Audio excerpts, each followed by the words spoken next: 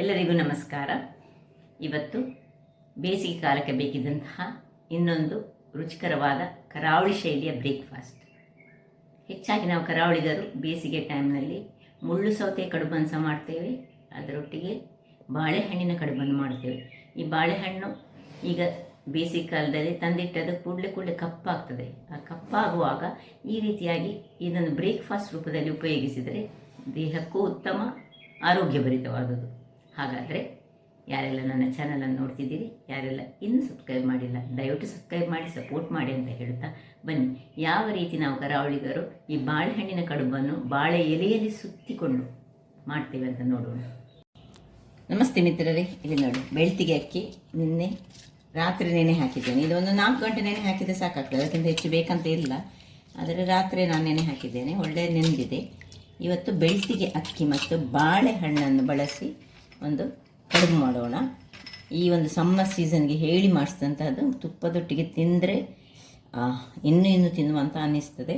ಅದಕ್ಕೆ ಮಾತ್ರ ಸ್ವಲ್ಪ ಬಾಳೆ ಎಲೆಯನ್ನು ನೋಡಿ ಈ ರೀತಿ ಗುಂಡದ ಹಾಗೆ ಮಾಡಿಕೊಂಡು ನಾವು ಇಟ್ಕೊಂಡ್ರೆ, ನಾವು ಇಡ್ಲಿ ಮಾಡುವಾಗ ಇಡ್ಲಿ ಬ್ಯಾಟರನ್ನು ಈ ರೀತಿಯಾಗಿ ನಾವು ಕರಾವಳಿಗರು ಹೆಚ್ಚಾಗಿ ಮಾಡಿ ಇದರೊಳಗೆ ತುಂಬಿಸಿ ಬೇಯಿಸ್ಕೊಳ್ತೇವೆ. ಅದೇ ರೀತಿ ಇವತ್ತು ನೋಡಿ ಬಾಳೆಹಣ್ಣನ್ನು ಬಳಸಿ ಮಾಡೋಣ. ಸುರಿಗೆ ಈ ಒಂದು ಮಿಕ್ಸಿ ಜಾರ್ ತೆಗೆದುಕೊಳ್ಳೋಣ. ಏನೆಲ್ಲ ಸಾಮಗ್ರಿಗಳು ಬೇಕು ಹೇಳಿದ್ರೆ ಬೆಲ್ಲ, ತೆಂಗಿನ ತುರಿ, ಏಲಕ್ಕಿ, ಸ್ವಲ್ಪ ಉಪ್ಪು. ಸುರಿಗೆ ಈ ಅಕ್ಕಿ ಹಾಕುವ ಮೊದಲು ಸ್ವಲ್ಪ ನಾವು ನೋಡಿ ಇದು ಒಳ್ಳೆ ಹಣ್ಣಾದ ಬಾಳೆಹಣ್ಣಾದರೆ ತುಂಬ ಚೆನ್ನಾಗಿ ಬರ್ತದೆ. ಸೊ ನೋಡಿ ಒಳ್ಳೆ ಹಣ್ಣಾದ ಬಾಳೆಹಣ್ಣನ್ನು ಸುರಿಗೆ ಕಟ್ ಮಾಡಿ ಸ್ವಲ್ಪ ಅದರ ಮೇಲಿನ ಭಾಗ ತೆಗೆದುಕೊಳ್ಳೋಣ ಮತ್ತು ಕೆಳಗಿನ ಭಾಗ ತೆಗೆದುಕೊಂಡು ಸಣ್ಣದಾಗಿ ಹೆಚ್ಚಿಟ್ಕೊಳ್ಳೋಣ. 2-3 ಬಾಳೆ, ನಿಮ್ಮ ಹತ್ರ ತುಂಬ ಬಾಳೆಹಣ್ಣಂದು ಮಾಡ್ಕೊಳ್ಬೋದು. ನಾನು ಇದು ಸ್ವಲ್ಪ ಕಡಿಮೆ ಇದಾದದ್ದು. ಹಣ್ಣಾದ ಬಾಳೆಹಣ್ಣಾದರೆ ಭಾರಿ ಚೆನ್ನಾಗಿ ಗ್ರೈಂಡ್ ಆಗ್ತದೆ ಮತ್ತು ರುಚಿ ಸಹ ಅದು ಹಣ್ಣಾದ ಕೂಡಲೇ ಅದಕ್ಕೆ ಸ್ವೀಟ್ನೆಸ್ ಸ್ವಲ್ಪ ಜಾಸ್ತಿ ಆಗೋದು, ಹಾಗಾಗಿ ತುಂಬ ಚೆನ್ನಾಗಿ ಬರ್ತದೆ. ಈಗ ಸೆಕೆಗಾಲಕ್ಕೆ ಕಪ್ಪಾಗೋದು ಬೇಗ ನೋಡಿ. ಈಗ ಸುರಿಗೆ ಇದನ್ನು ಒಂಚೂರು ಗ್ರೈಂಡ್ ಮಾಡಿ ತರ್ತೇನೆ. ವೀಕ್ಷಕರೇ ಇಲ್ಲಿ ನೋಡಿ ಗ್ರೈಂಡ್ ಆಗಿ ಬಂತು. ಈಗ ಇದಕ್ಕೆ ತೆಂಗಿನ ತುರಿ, 1 ಗ್ಲಾಸಿಗೆ ಆದರೆ ಅರ್ಧ ಗ್ಲಾಸ್ನಷ್ಟು ತೆಂಗಿನ ತುರಿ ಬೇಕಾಗ್ತದೆ. 1 ಗ್ಲಾಸ್ ಅಕ್ಕಿ ಆದರೆ ಅರ್ಧ ಗ್ಲಾಸ್ ತೆಂಗಿನ ತುರಿ, ಅರ್ಧ ಗ್ಲಾಸ್ನಷ್ಟು ಬೆಲ್ಲ ಮತ್ತು ಸ್ವಲ್ಪ ಉಪ್ಪು ಇಷ್ಟು ಹಾಕಿ, ಇನ್ನು ಅಕ್ಕಿ ಅನಿಸೋದಕ್ಕೆ ಹಾಕಿ ನೀರು ಹಾಕ್ಕೊಳ್ಳಿಕ್ಕಿಲ್ಲ ಇದಕ್ಕೆ ಗ್ರೈಂಡ್ ಮಾಡುವಾಗ. ಆದಷ್ಟು ನೀರು ಹಾಕದೆ ನಾವು ಇದನ್ನು ಚೆನ್ನಾಗಿ ಗ್ರೈಂಡ್ ಮಾಡ್ಕೊಳ್ಬೇಕು. ಆಗ ಇದರಲ್ಲಿ 2 ಈ ಏಲಕ್ಕಿಯನ್ನು ಸಹ ಹಾಕೊಳ್ಳೋಣ. ಇಷ್ಟನ್ನು ಹಾಕಿ ಈಗ ನಾನು ಗ್ರೈಂಡ್ ಮಾಡಿ ಒಂದು ಒಳ್ಳೆ ಬ್ಯಾಟರ್ ಮಾಡಿ ತರ್ತೇನೆ. ವೀಕ್ಷಕರೇ ಇಲ್ಲಿ ನೋಡಿ ಹೀಗೆ ಆಯಿತು. ಇದು ಸ್ವಲ್ಪ ನೋಡಿ ಒಂದು ಚೂರು ಇದಕ್ಕೆ ನಾನು ನೀರನ್ನು ಹಾಕ್ಕೊಳ್ಳಿಲ್ಲ, ಚೂರು ಸಹ ನೀರು ಹಾಕಲಿಲ್ಲ. ನಿಮಗೆ ಬೇಕಿದ್ದರೆ ಚೂರು ನೀರನ್ನು ಹಾಕ್ಕೊಂಡು ಚೂರು, ಯಾಕೆ ಹೇಳಿದರೆ ಬೆಲ್ಲ ಮತ್ತು ಈ ಬಾಳೆಹಣ್ಣಿನಲ್ಲಿ ಒಳ್ಳೆ ನೀರು ಬರ್ತದೆ. ಇನ್ನು ಸಹ ಒಂದು ಚೂರು ನೋಡಿ, ಇದು ಸ್ವಲ್ಪ ಕಸ್ಕಸ್ ಉಂಟು, ಅಂದರೆ ಕೋರ್ಸಿ ಗ್ರೈಂಡ್ ಮಾಡಿದ್ದೇನೆ. ಇದಕ್ಕೆ ಚೂರು ನಾನು ಈ ತೆಂಗಿನ ಪಾತ್ರೆಯಲ್ಲಿ ನೀರು ಹಾಕಿತ್ತದುಂಟು, ಅದನ್ನು ಚೂರು ನೀರು ಹಾಕಿ ಇನ್ನೊಮ್ಮೆ ಒಳ್ಳೆ ಅಂದರೆ ಸ್ವಲ್ಪ ತರಿ ಇರಬೇಕು, ತುಂಬ ಫೈನ್ಸ್ ಆಗಬಾರ್ದು, ಹದಾದಲ್ಲಿ ಇರಬೇಕು. ವೀಕ್ಷಕರೇ ಚೂರು ನೀರು ಹಾಕಿ ಗ್ರೈಂಡ್ ಮಾಡಿದಾಗ ನೋಡಿ ಒಳ್ಳೆ ಸ್ವಲ್ಪ ಹೇಳಿದರೆ ಇದರಲ್ಲಿ ಒಂದು ಸ್ಪೂನ್ ಏನೋ ನೋಡಿ ಒಳ್ಳೆ ಚೆನ್ನಾಗಿ ಗ್ರೈಂಡ್ ಆಯಿತು. ತುಂಬ ಫೈನ್ ಆಗಬಾರ್ದು. ಈಗ ಇದನ್ನು ಇದಕ್ಕೆ ಶಿಫ್ಟ್ ಮಾಡಿಕೊಡ್ತಿದ್ದೇನೆ. ಇಲ್ಲಿ ಉಪ್ಪು ಎಲ್ಲ ಸರಿ ಉಂಟ ನೋಡಿಕೊಳ್ಳಿ. ಉಪ್ಪು ಸಿಹಿ ಎಲ್ಲ ಕಡಿಮೆ ಇದ್ದರೆ ಸ್ವಲ್ಪ ಸಿಹಿ ಬೇಕಿದ್ದರೆ ಹಾಕ್ಕೊಳ್ಬೋದು. ನಿಮಗೆ ತೆಂಗಿನ ತುರಿ ಮತ್ತು ಸಿಹಿ ಇದರಲ್ಲಿ ಕರೆಕ್ಟಾಗಿ ಬರಬೇಕು. ಏಲಕ್ಕಿ ಘಮ ಪರಿಮಳ ಬರ್ತದೆ. ಹೆಚ್ಚಾಗಿ ಈ ಹಬ್ಬದ ದಿನದಲ್ಲಿ ಇಂತಹ ಒಂದು ಕಡಬನ್ನು ಯೂಸ್ ಮಾಡ್ತೀವಿ. ಇದಕ್ಕೆ ಬೇಕಿದ್ರೆ ನೀವು ಗ್ರೈಂಡ್ ಮಾಡುವಾಗ ಸ್ವಲ್ಪ ಅವಲಕ್ಕಿಯನ್ನು ಸಹ ಸೇರಿಸ್ಕೊಳ್ಬೋದು, ಆಗ ಒಂಚೂರು ದಪ್ಪ ಆಗ್ತದೆ. ಆಗ ಸ್ವಲ್ಪ ಬೇಕಿದ್ರೆ ನೀರು ಸೇರಿಸ್ಕೊಂಡು ಮಾಡಿದರೆ ಸಾಕ್ತದೆ. ಇದೀಗ ರೆಡಿ ಆಯಿತು. ಈಗ ಇದನ್ನು ನಾವು ಒಂದು ಸ್ಟೀಮರನ್ನು ಇಟ್ಕೊಳ್ಳುವ ಮೊದಲು ನೋಡಿ ಇದನ್ನು ಬಾಳೆ ಎಲೆಯನ್ನು ಸ್ವಲ್ಪ ನಾವು ಬಾಡಿಸಿಕೊಳ್ಬೇಕು. ನಾನು ಆಲ್ರೆಡಿ ಬಾಡಿಸ್ಕೊಂಡಿಟ್ಟಿದ್ದೇನೆ. ಹೀಗೆ ಬಾಡಿಸ್ಕೊಂಡಾಗ ನಮಗೆ ಅದು ಸುಲಭ ರೀತಿಯಲ್ಲಿ ಹೀಗೆ ಮಡಿಸಿಕೊಳ್ಳಲಿಕ್ಕೆ ಚೆನ್ನಾಗಿ ಬರ್ತದೆ. ನೋಡಿ ಈ ರೀತಿಯಾಗಿ ಇದನ್ನು ಹೀಗೆ ಮಡಿಸಿ ಈಗ ಕೆಳಗಿನ ಭಾಗದಲ್ಲಿ ಇಷ್ಟು ಭಾಗ ನಾವು ತೆಗೆದುಕೊಳ್ಬೇಕು. ನೋಡಿ ಇಷ್ಟು ಭಾಗಕ್ಕೆ ನೋಡಿ ಈ ರೀತಿ ಬರಬೇಕು. ಇದಕ್ಕೆ ಬಾಳೆಯ ಎಲೆಯ ನಾರಿದ್ದರೆ ಸಾಕ್ತದೆ, ಅಥವಾ ಯಾವುದಾದ್ರೂ ನಿಮ್ಮದು ಬಾಳೆ ಎಲೆ ಹಗ್ಗ ಇದ್ದರೆ ಸಾಕ್ತದೆ. ನೋಡಿ, ಇದು ಬಾಳೆ ಎಲೆ ಹಗ್ಗ. ಇದನ್ನು ಚೆನ್ನಾಗಿ ಹೀಗೆ ಕಟ್ಟಿಕೊಂಡು ಸ್ವಲ್ಪ ಸಹ ನೋಡಿ ಕಾಣ್ಬೋದು ನಿಮಗೆ, ಈ ರೀತಿ ಬರಬೇಕು. ಇದೇ ರೀತಿ ನಾವು ಉದ್ದಿನ ಹಿಟ್ಟನ್ನು ಸಹ ಹಾಕಿ ಗುಂಡ ಅಂತ ಮಾಡ್ತೇವೆ. ಈ ಅಷ್ಟಮಿ ಚೌತಿಯ ಟೈಮ್ನಲ್ಲೆಲ್ಲ ಇದನ್ನೆಲ್ಲ ಈ ರೀತಿ ಮಾಡುವಂಥದ್ದು ಉಂಟು.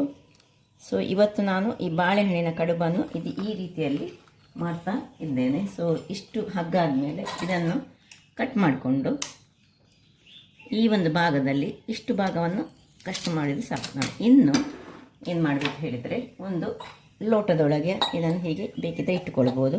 ನೋಡಿ, ಇಲ್ಲಿ ಸ್ಟೀಮರನ್ನು ಸಹ ನಾನೊಂದು ರೆಡಿ ಮಾಡಿದ್ದೇನೆ. ಬಿಸಿ ಆಗ್ತಾ ಉಂಟು, ನೀರು ಬಿಸಿ ಆಗ್ತಾ ಉಂಟು. ಸ್ಟೀಮರ್ ಇರಲಿ, ಬಿಸಿ ಆಗ್ತಿರುವಾಗ ಈಗ ಈ ಹಿಟ್ಟನ್ನು ಇದಕ್ಕೆ ದಪ್ಪ ಹಿಟ್ಟನ್ನೇ ನಾವು ಇದಕ್ಕೆ ಹಾಕೊಳ್ಳೋದು. ತುಂಬ ನೀರು ಮಾಡಿಕೊಳ್ಳಿಕ್ಕೆ ಇಲ್ಲ. ಇದರೊಳಗೆ ಹಾಕ್ಕೊಂಡು ಇದನ್ನು ಬೇಯಿಸಿಕೊಳ್ಳೋದು. ನಿಮಗೆ ಇದು ಉದ್ದ ಹೆಚ್ಚಾಗ್ತದೆ ಆದರೆ ಮೇಲಿನ ಭಾಗದಲ್ಲಿ ಕಟ್ ಮಾಡಿಕೊಳ್ಬೋದು, ಹೇಗೆ ಸಹ ನಡೀತದೆ. ನೋಡಿ, ಎಷ್ಟು ಸುಲಭ ರೀತಿಯಲ್ಲಿ ಮಾಡುವಂಥದ್ದು. ಕಟ್ಟಲಿಕ್ಕೆ ಸಹ ಏನು ಸುಲಭ ಇಲ್ಲ, ಬಾಳೆ ಎಲೆಯ ಘಮ ಸಹ ಅದರಲ್ಲಿ ಬರ್ತದೆ. ಈ ರೀತಿ ಮಾಡಿ ಇಲ್ಲಿ ನೋಡಿ, ನಿಮಗೆ ಅದು ನಾನು ಇದು ಆಧಾರಕ್ಕೆ ಇದನ್ನು ಇಟ್ಟುಕೊಂಡದ್ದು, ಬಾಳೆ ಎಲೆ ಸಹ ಘಮ ಬರಲಿ ಹೇಳಿ. ಇದೀಗ ಇದು ಕುದೀತಾ ಉಂಟು ನೀರು. ನೋಡಿ, ನೀರು ಕುದೀತಾ ಉಂಟು. ನೋಡಿ, ಇಲ್ಲಿ ಇಟ್ಟಿದ್ದೇನೆ. ಇಲ್ಲಿ ಬೇಕಿದ್ದರೆ ಸ್ವಲ್ಪ ನಿಮಗೆ ಎತ್ತರ ಆಗೋದಾದರೆ ನೋಡಿ, ಹೀಗೆ ಇಡುವಾಗ ಎತ್ತರ ಆಗೋದಾದರೆ ಕಟ್ ಮಾಡ್ಕೊಳ್ಬೋದು. ಸ್ವಲ್ಪ ಆಗ್ತದೆ ಎತ್ತರ, ಅದರಿಂದಾಗಿ ಅಳತೆಯ ಪ್ರಕಾರ ನೋಡಿಕೊಂಡು ನಾವು ಇದನ್ನು ಸ್ವಲ್ಪ ಸಣ್ಣದಾಗಿ ಕಟ್ ಮಾಡಿಕೊಂಡ್ರೆ ಸಹ ಆಗ್ತದೆ. ಇಲ್ಲದಿದ್ದರೆ ಸೀದಾ ಖಾಲಿಯಾಗಿ ಸಹ ಇಟ್ಟುಕೊಂಡು ಮಾಡ್ಕೊಳ್ಬೋದು. ಸೊ ಮಾಡುವಾಗಲೇ ನಾವು ನಮ್ಮ ಈ ಪಾತ್ರೆಯ ಅಳತೆ ಎಷ್ಟು ಉಂಟಂತ ನೋಡಿಕೊಂಡು ನೋಡಿ, ಈಗ ನಮಗೆ ಹೀಗೆ ಈ ರೀತಿ ಎಲ್ಲವನ್ನು ಸಹ ನಾನು ಒಂದು ಲೋಟದೊಳಗೆ ಹಾಕಿ ಹೀಗೆ ಇಟ್ಟು, ಇಲ್ಲಿ ಸಹ ಹಾಗೆ ಕೆಳಗಿನ ಭಾಗ ಸ್ವಲ್ಪ ಕಟ್ ಮಾಡಿಕೊಂಡ್ರೆ ನಮ್ಮ ಮತ್ತೆ ಮೇಲಿನ ಭಾಗವನ್ನು ಸ್ವಲ್ಪ ಹೀಗೆ ಒತ್ತು ಹಿಡಿದುಕೊಂಡು ಹೀಗೆ ಕಟ್ ಮಾಡಿದರೆ ಸರಿಯಾಗಿ ಬರ್ತದೆ. ಸೊ ಇದರೊಳಗೆ ಇಟ್ಕೊಳ್ಳೋಣ ನಾವು. ಬಹಳ ಟೇಸ್ಟಿಯಾಗಿ ಬರುವಂತಹ ಕಡುಬು ಇದು. ಸೊ ಈ ಸೆಕೆಗಾಲದಲ್ಲಿ ಭಾರಿ ಚೆನ್ನಾಗಿ ಬರ್ತದೆ. ಹಾಕ್ಕೊಂಡು ಎಲ್ಲವನ್ನು ನಾನು ಇದೇ ರೀತಿಯಾಗಿ ಇಟ್ಟುಕೊಳ್ತೇನೆ. ವೀಕ್ಷಕರೇ, ಇಲ್ಲಿ ನೋಡಿ, ಎಲ್ಲ ಹಿಟ್ಟು ಹಾಕ್ಕೊಂಡಾಯಿತು. ಇಲ್ಲಿ ಉಳಿದದನ್ನೆಲ್ಲ ಹೀಗೆ ಕೈಯಲ್ಲಿ, ಯಾಕೆಂದರೆ ದಪ್ಪವಾಗಿ ಉಂಟಲ್ಲ, ಹಾಗಾಗಿ ಇದನ್ನು ಕೈಯಲ್ಲಿ ಹೀಗೆ ಮಾಡಿಕೊಂಡು ಸ್ವಲ್ಪ ಸಹ ವೇಸ್ಟ್ ಮಾಡದ ಹಾಗೆ, ಹಿಟ್ಟನ್ನು ಸ್ವಲ್ಪ ಸಹ ವೇಸ್ಟ್ ಆಗಬಾರ್ದು, ಎಲ್ಲವನ್ನು ಇದಕ್ಕೆ ಹಾಕೊಳ್ಳೋಣ. ಇನ್ನು ಸ್ವಲ್ಪ ಉಳಿದದನ್ನು ಬೇಕಿದ್ದರೆ ಇಲ್ಲಿ ಇನ್ನೊಂದು ಇದರ ಮೇಲೆ ಹಾಕ್ಕೊಂಡು ಒಳ್ಳೆ ಇದನ್ನೀಗ ಮುಚ್ಚಿಕೊಳ್ಳೋಣ. ನೋಡಿ, ಒಂದು 20 ನಿಮಿಷಗಳ ಕಾಲ ಆದರೂ ಬೇಯಬೇಕು. 30 ನಿಮಿಷ ಬೆಂದರೆ ಬಹಳ ಉತ್ತಮ. ವೀಕ್ಷಕರೇ, 20 ನಿಮಿಷದ ಬಳಿಕ ನೋಡಿ ಒಮ್ಮೆ ಚೆಕ್ ಮಾಡಿಕೊಳ್ಳೋಣ. ಹೀಗೆ ನಾವು ಹೀಗೆ ಹಾಕಿದರೆ ಅದು ಹಿಡಿಯದಿದ್ದರೆ ನೋಡಿ, ಹೀಗೆ ಮಾಡುವಾಗಲಿದ್ದು ಹೀಗೆ ಬರ್ತದೆ. ತೆಗೆದುಕೊಳ್ಳೋಣ ಹೀಗೆ, ಏನಿಲ್ಲ, ಹಿಡಿದುಕೊಳ್ಳಿಲ್ಲ. ಸೊ ಈ ರೀತಿಯಾಗಿ ಇದರಿಂದಲೇ ಸಹ ಬರ್ತದೆ, ಅಥವಾ ಹೀಗೆ ನೋಡಿ ಈ ರೀತಿ ತೆಗೆದುಕೊಳ್ಬೋದು. ಇದು ಆಫ್ ಮಾಡ್ಕೊಳ್ತಿದ್ದೇನೆ. ನೋಡಿ, ಇನ್ನೊಂದು ಈ ರೀತಿಯಾಗಿ ತೆಗಿಬೋದು, ಸುಲಭ ರೀತಿಯಲ್ಲಿ ತೆಗೆಯುವಂಥ. ನೋಡಿ, ಈ ರೀತಿ ಹೀಗೆ ಬರ್ತದೆ, ಏನು ಚೆನ್ನಾಗಿ ಬರ್ತದೆ ನೋಡಿ. ನೋಡಿ, ಬಿಸಿ ಉಂಟು ಈಗ. ಸೊ ಇದೇ ರೀತಿ ಎಲ್ಲವನ್ನು ತೆಗೆದುಕೊಳ್ಳೋಣ.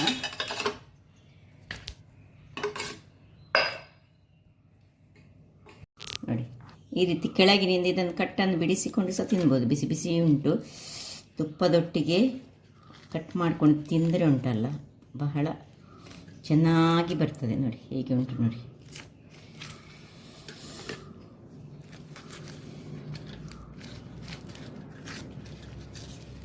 ಹೀಗೆ ಓಪನ್ ಮಾಡಿಕೊಂಡು, ಆರೋಗ್ಯಕ್ಕೆ ಸಹ ಬಹಳ ಉತ್ತಮ. ಈ ಸೆಕೆಗಂತೂ ಹೇಳಿ ಮಾಡಿಸಿದಂತಹ ಒಂದು ಬೆಳಗಿನ ಬ್ರೇಕ್ಫಾಸ್ಟ್ ಅಂತ ಹೇಳ್ಬೋದು. ಸೊ ಇದನ್ನು ನೋಡಿ ಹೀಗೆ ಕಟ್ ಮಾಡಿಸಿ ತಿನ್ಬೋದು, ಅಥವಾ ನೀವು ಇದಕ್ಕೆ ತುಪ್ಪವನ್ನು ಬೆರೆಸಿ ಇದನ್ನು ಮುದ್ದೆ ಮಾಡಿಕೊಂಡು ಹೀಗೆ ಒತ್ತಿಕೊಂಡು ತಿಂದರೆ ಸಹ ಬಹಳ. ಈಗ ನೋಡಿ, ನಾನೀಗ ಒಂದು ಸ್ಪೂನಷ್ಟು ತುಪ್ಪವನ್ನು ಹಾಕಿ ಅದನ್ನು ಹೇಗೆ ಮಿಕ್ಸ್ ಮಾಡಿಕೊಂಡು ನಾವು ನೋಡಿ ಈ ರೀತಿಯಾಗಿ ಇದನ್ನು ತಿಂದರೆ ಭಾರಿ ಉತ್ತಮ, ದೇಹಕ್ಕೆ ಸಹ ಒಳ್ಳೆಯದು. ಈಗ ತಂಪನ್ನು ಸಹ ನೀಡ್ತದೆ, ಸೆಕೆಗಾಲದಲ್ಲಿ ಹೇಳಿ ಮಾಡಿಸಿದಂತಹ ಒಂದು ನೋಡಿ ಎಷ್ಟು ಚೆನ್ನಾಗಿ ಬರ್ತದೆ ನೋಡಿ, ತಿನ್ನಲಿಕ್ಕಂತೂ ಅದ್ಭುತವಾಗಿರ್ತದೆ. ಬಹಳ ರುಚಿಯಾಗಿದೆ. ಹಾಗಾದರೆ ನೋಡಿದ್ರಲ್ಲ ವೀಕ್ಷಕರೇ, ನನ್ನ ಈ ಕುಕಿಂಗ್ ಚಾನಲ್ ನಿಮಗೆ ಇಷ್ಟ ಆದರೆ ಬೋಳೂರು ಸುವರ್ಣ ಚಾನಲನ್ನು ಲೈಕ್ ಮಾಡಿ, ಶೇರ್ ಮಾಡಿ ಹಾಗೂ ಸಬ್ಸ್ಕ್ರೈಬ್ ಮಾಡಿ ಹಾಗೂ ನನ್ನ ಇನ್ಸ್ಟಾಗ್ರಾಮ್ ಪೇಜನ್ನು ಫಾಲೋ ಮಾಡಿ. ಧನ್ಯವಾದಗಳು.